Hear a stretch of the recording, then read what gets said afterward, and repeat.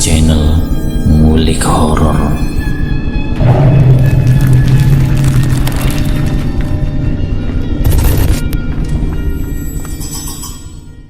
Assalamualaikum warahmatullahi wabarakatuh. Kembali lagi di channel Ngulik Horor. Channel ini menceritakan tentang kisah-kisah misteri. Pada kesempatan kali ini saya akan membawakan kisah misteri yang diambil dari YouTube-nya Ngulik Misteri dan ditulis oleh Ednavila. Kalian juga dapat mengunjungi YouTube-nya Ngulik Misteri ya. Nanti link saya akan sediakan di kolom deskripsinya. Oh ya, di dalam cerita ini nama dan tempatnya disamarkan semua ya, untuk menjaga privasi pihak yang terlibat di dalamnya. Yuk daripada kita lama-lama, langsung saja kita simak ceritanya. Bismillahirrahmanirrahim. Kali ini saya akan membawakan kisah misteri yang berjudul Jimat Bakso Ikan. Di kesempatan kali ini saya ingin menceritakan pengalaman seorang yang pernah terjerumus ke lembah dunia pengelarisan. Nama si pelaku sebut saja namanya Pak Arkan. Sebelum dirinya terjerumus ke dunia hitam, dia masih baru berkeluarga yang secara kebutuhan belum terlalu banyak. Kesehariannya Pak Arkan ini menjual dagangannya berupa bakso ikan. Di awal usaha yang dilakukan ini sebenarnya cukup dikenal di sekitar lingkungannya. Bahkan Pak Arkan sudah mempunyai cabang usaha yang terletak di alun-alun kota. Tapi pada kenyataannya yang dihadapi Pak Arkan tidak sesuai dengan apa yang dia inginkan. Usaha yang dikelola oleh orang kepercayaannya tidak berjalan sesuai dengan rencana. Karena merasa kurang banyak peminatnya, secara langsung Pak Arkan yang menangani cabang yang di alun-alun tersebut.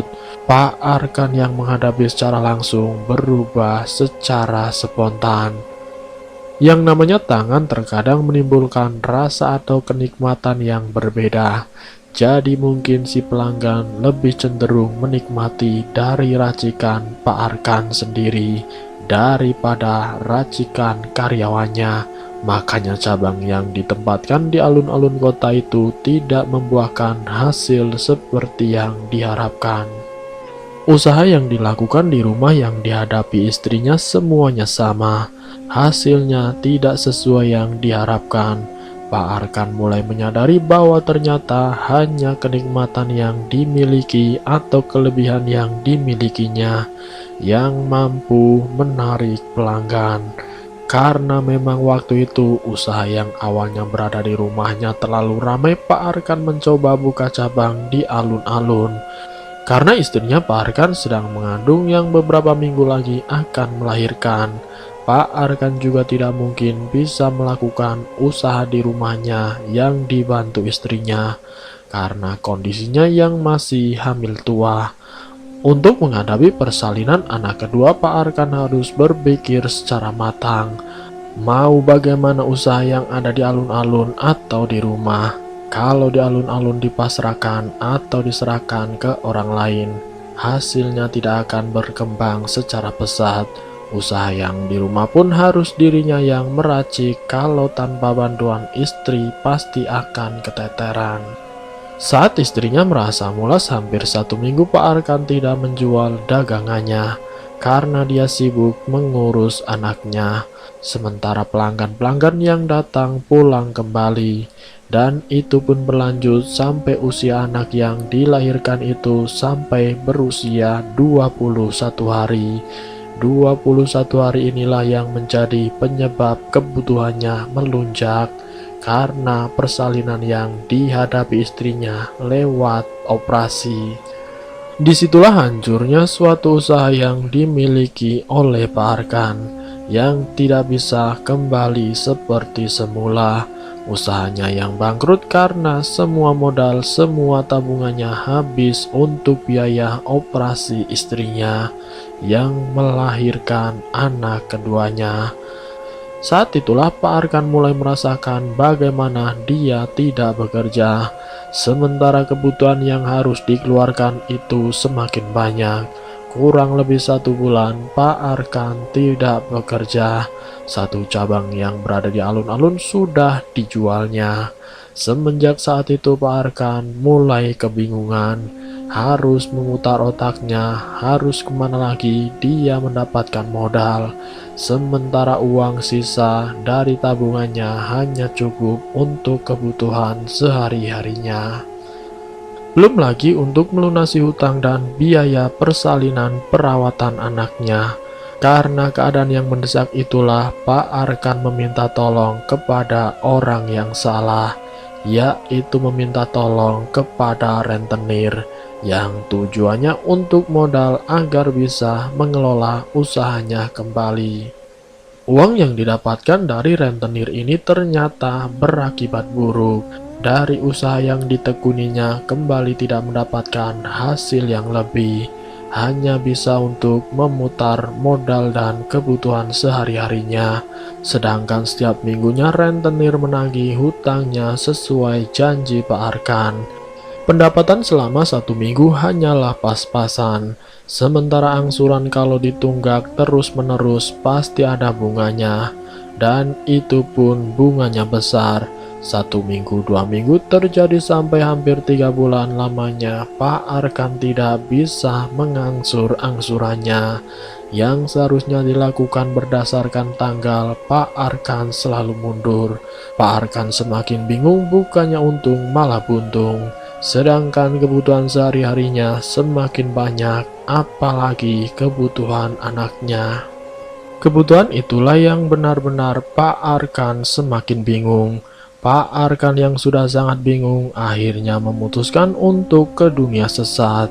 Pak Arkan mencari salah satu orang pintar yang bisa membantu dirinya melunasi semua hutang-hutangnya dan mencukupi kebutuhannya. Pak Arkan meminta tolong kepada orang pintar tersebut dengan cara memberikan jimat penglaris di tempat usahanya. Dan yang diberikan ini ternyata bukan jimat yang pada umumnya, tapi jimat yang terbuat dari kain kafan orang yang sudah meninggal, yang sudah diritualkan oleh sang dukun. Ternyata kain tersebut memang dijual belikan atau diberikan ke orang-orang yang membutuhkannya, seperti orang-orang yang tersesat. Lembaran kain kafan dari orang yang sudah meninggal yang sudah dibacakan mantra ini dikasihkan kepada Pak Arkan. Setelah mendapatkan jimat tersebut, tidak lama usaha yang dilakukan Pak Arkan ini berkembang. Apa yang diajarkan oleh sang dukun dipraktekkan oleh Pak Arkan. Pelanggan yang lama pun datang kembali. Pada dasarnya pelanggan tersebut sudah lama menunggu. 1 bulan, 2 bulan, perlahan-lahan pendapatannya meningkat.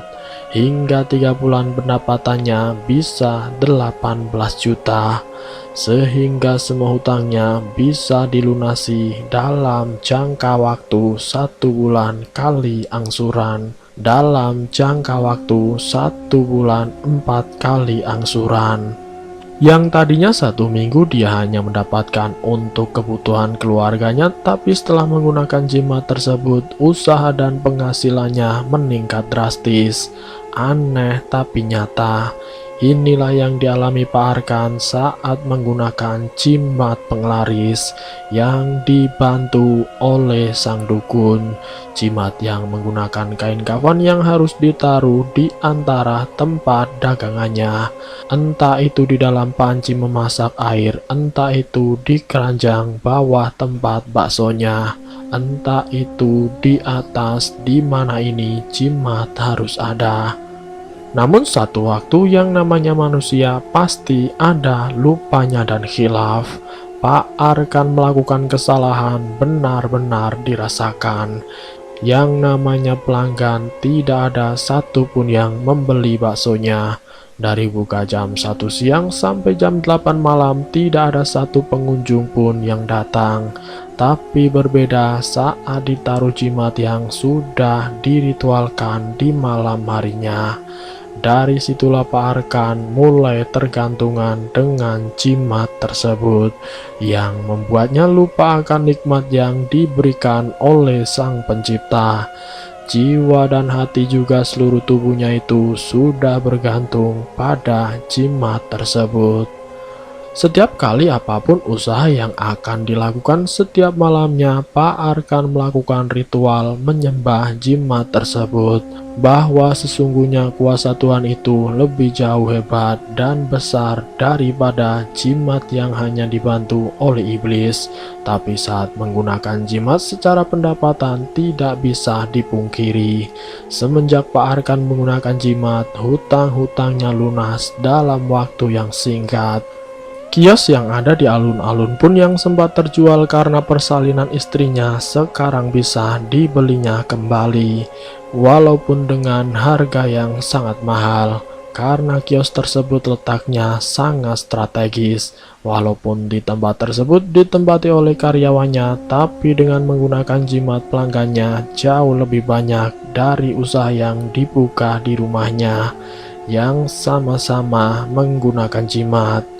Tapi karena memang di alun-alun tersebut tempatnya strategis sehingga pendapatan setiap harinya sangat berbeda dengan usaha yang di rumahnya.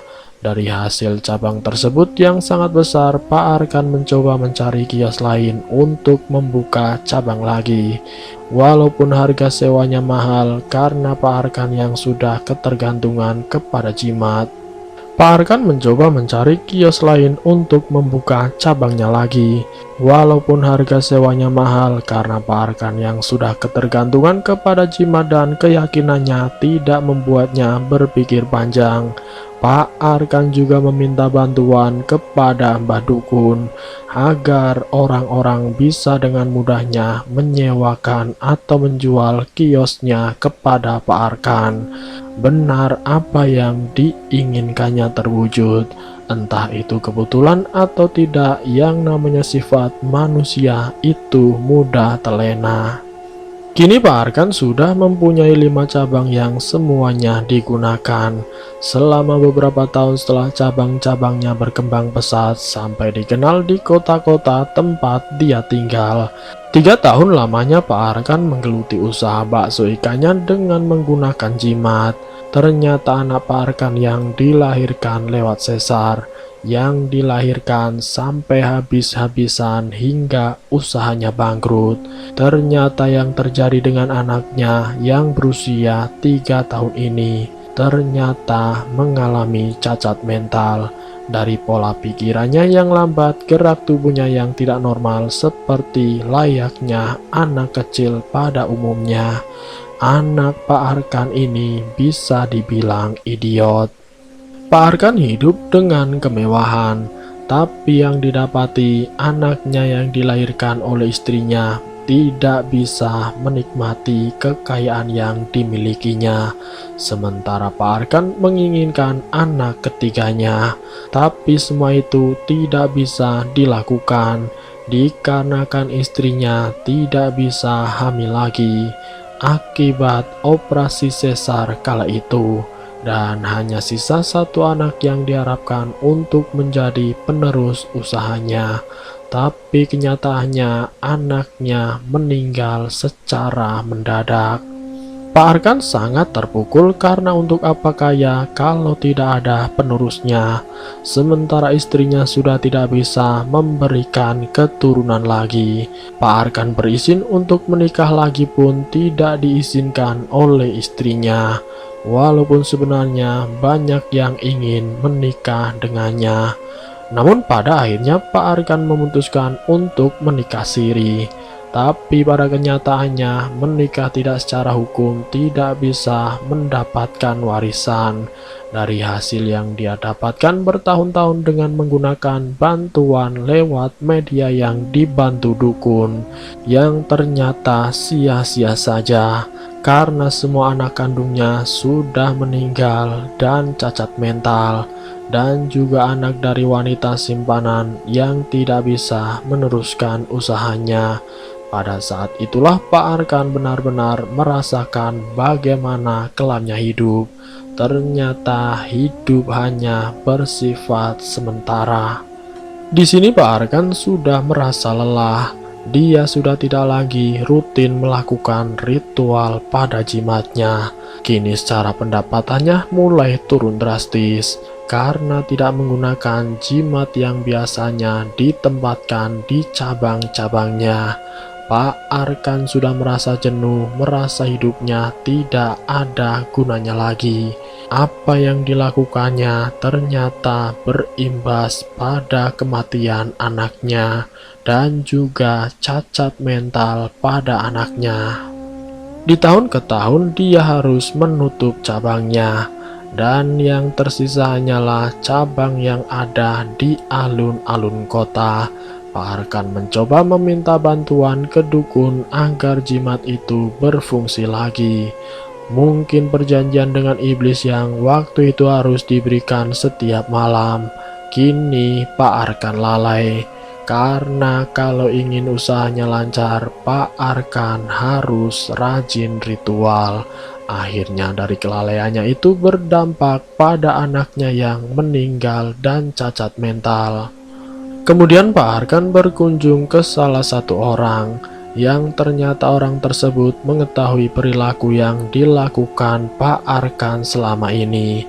Orang itu tahu apa yang dilakukan Pak Arkan selama bertahun-tahun ini, yang berakibat pada anaknya yang cacat mental. Tapi dia tidak mengucapkan kematian anaknya karena mungkin itu sudah garis Tuhan kalau anak yang pertama ini meninggal. Tapi yang jelas dari pengetahuan orang pintar itu yang diterima atau yang dialami anaknya Pak Arkan dikarenakan pengaruh dari jimat yang dipakai Pak Arkan yang selalu ada di rumah yang digunakan di setiap malamnya. Pengaruh-pengaruh inilah yang membuat anaknya tidak bisa berkembang secara normal pada umumnya anak-anak seusianya. Orang itu memberitahukan apa yang sebenarnya dialami oleh anaknya yang dikarenakan tingkah lakunya sendiri. Mulai saat itulah Pak Arkan menyadari bahwa yang dilakukan selama bertahun-tahun itu ternyata salah karena keadaan. Tapi seandainya juga waktu itu kalau Pak Arkan tidak terjerumus ke pesugihan atau penglaris, bagaimana mungkin dia bisa menutup hutangnya terhadap rentenir? Setelah orang pintar itu mengetahui cerita dari Pak Arkan yang menjadikan diri terjerumus ke pesugihan, dijelaskan bahwa yang namanya ujian itu ada sesuai takarannya dan sesuai kemampuan orang yang akan menerima ujian tersebut. Karena di saat ujian terberat itu diterima oleh manusia, itu fase di mana akan diberikan nikmat yang luar biasa. Jadi secara derajat itu akan dinaikkan saat setelah manusia itu bisa melewati ujian yang dialaminya. Karena Pak Arkan tidak bisa melewati ujian yang dihadapinya, seperti waktu istrinya melahirkan harus melewati operasi, harus membuat semua aset, semua barang berharga, dan juga apa yang bisa dijual itu dijual semua, yang seakan-akan tidak ada jalan keluar lagi. Pada dasarnya, kalau manusia itu kuat menghadapi cobaan, pasti akan menerima kemuliaan setelah mendapatkan ujian tersebut. Tapi yang terjadi pada saat mengingat kembali apa yang pernah disampaikan orang tersebut, Pak Arkan mulai yakin bahwa sesungguhnya Tuhan itu masih sayang terhadap dirinya. Pak Arkan yang tidak lagi memakai jimatnya, cabang-cabangnya itu semakin hari semakin lama terlihat jelas kemundurannya, karena semua itu bersifat sementara, satu persatu ditutup dan dijual, dan keadaannya Pak Arkan kembali seperti biasanya. Tapi mohon maaf, keadaan anaknya yang meninggal sudah tidak mungkin bisa ditarik kembali. Hampir 2 tahun lamanya, Pak Arkan tidak terpengaruh lagi dengan yang namanya usaha setelah kejadian yang tidak disadarinya. Suatu perilaku pesugihan itu hanyalah bersifat semu, bersifat sementara, yang hanya menjerumuskan manusia-manusia yang terlena karena tidak kuat menahan ujian saat dirinya akan diangkat derajatnya oleh Sang Maha Pencipta. Jadi dari cerita ini mengajarkan kita agar tidak terjerumus ke dalam lembah dunia pesugihan, dikarenakan hanyalah penyesalan. Itu pun kalau masih diberikan keselamatan dan diberikan titipan umur, agar bisa melakukan tobat, melakukan segala niat baik untuk sisa hidupnya. Bagaimana kalau seandainya yang terjadi seperti para pelaku pesugihan-pesugihan yang lainnya yang harus meninggal dunia? Pengalaman ini menjadikan untuk kita semua bahwasanya yang namanya kesulitan hadapilah. Semua itu adalah kenyataan bahwa Sang Kuasa masih sayang terhadap kita, masih sayang terhadap manusia yang sedang menghadapi ujian terberatnya. Dan selesai. Itulah kisah misteri yang berjudul Jimat Bakso Ikan. Semoga kita dapat mengambil hikmah dari kisah ini. Ambil sisi positifnya dan buang jauh-jauh sisi negatifnya.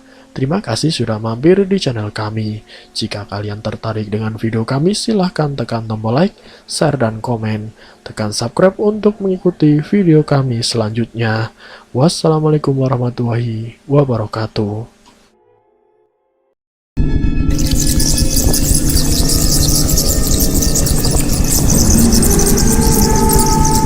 Selamat datang di channel Ngulik Horor.